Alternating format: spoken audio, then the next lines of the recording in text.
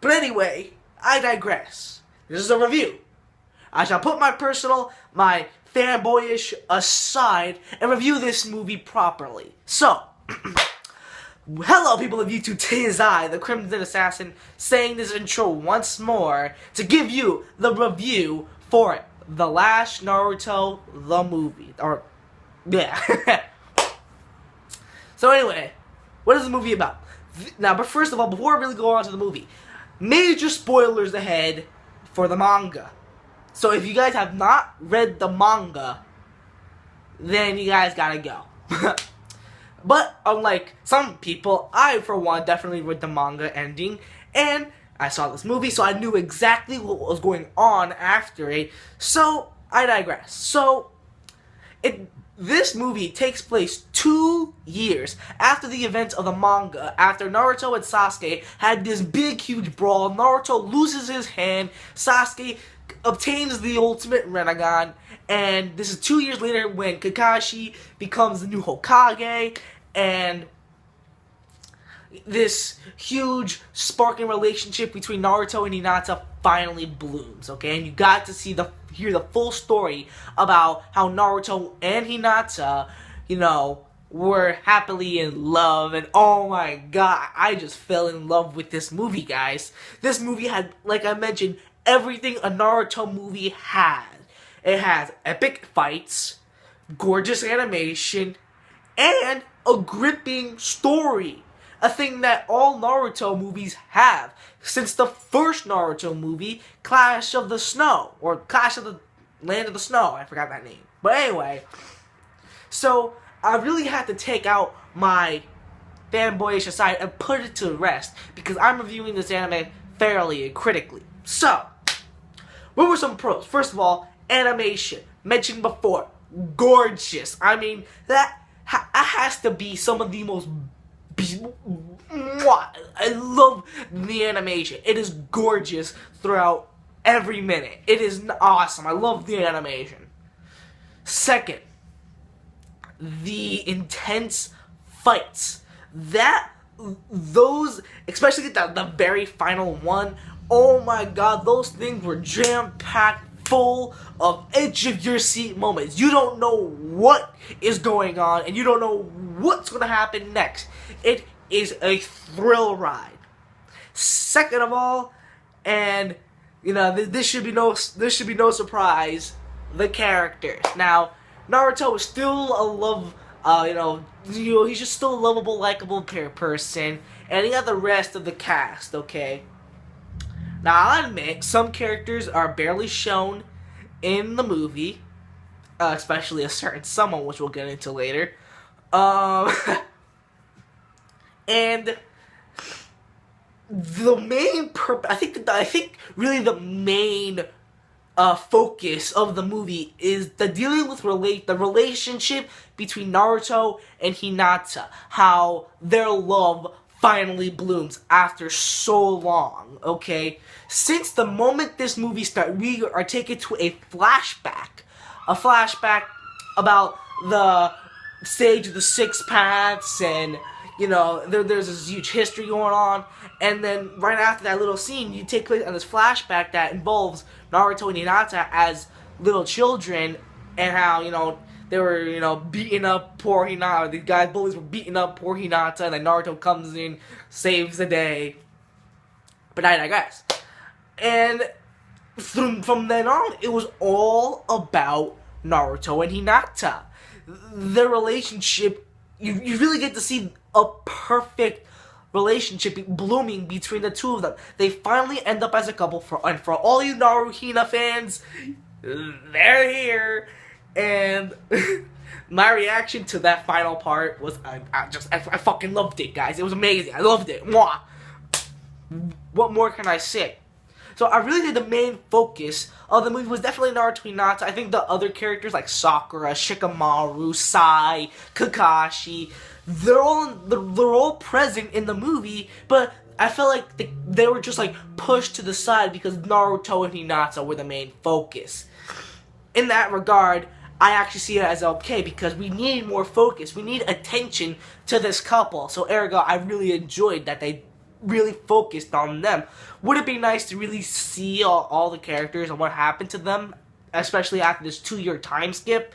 Yeah, but from what we got, I'm happy with it, except for one.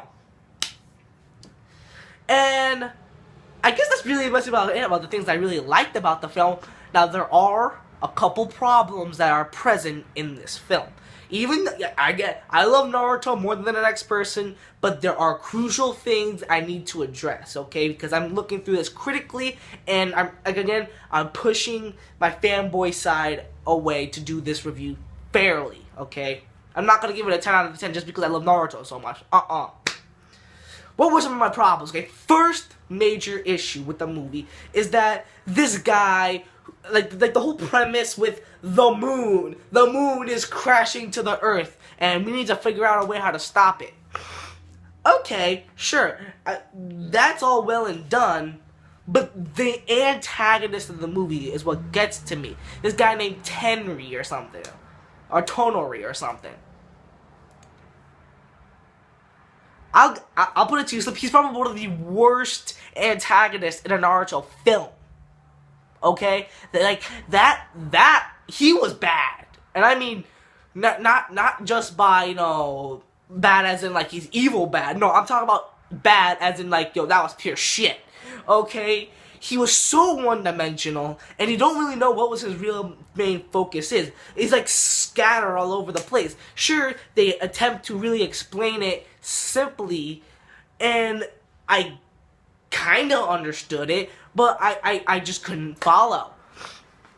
And while we're on the subject of Tenri, the whole subplot with that moon falling, I mean, sure, it's intense and all, but that's kind of ripping off Majora's Mask a little bit, you have to admit, but no.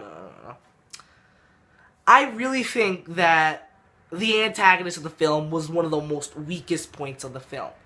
Okay, I felt like, yeah, sure, the main focus was Naruto and Hinata, but some of it did involve Tonori, which was probably one of the most, like, he's god-awful, guys. I mean, like, his motive was, like, scattered all over the face. Why did he want to destroy Earth? What was his main goal? Why, who really was this Hamura, who's like the sage of the six paths brother or something? Who was he? What grudge does he have against Hamuri or something? Questions that should have been answered in the film, but we didn't get any answers from, and that pretty irked me. And while on the subject of some of the characters, my god, Sasuke. You see him for like 5 seconds through the whole film. 5 seconds, and he only has like one line. Sasuke. I freaking love Sasuke. I had a shirt, like, way before I got this shirt, I had a shirt of Sasuke doing the Chidori while he had his curse mark on it. I lost that shit long ago, which I was sad about.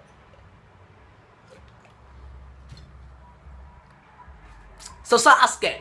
I was a big Sasuke fan. Way before Naruto, way before I became a big fan of Naruto, I freaking loved Sasuke. Sasuke was the shit. When he turned bad, that's when I was starting to go into the side of Naruto. But I always say, whoever wins in a fight, Sasuke will always win. But he only gets like 5 freaking seconds of the film. That's like if you take the main character and you throw it out the window. I'm talking to you, Tokyo Guru A.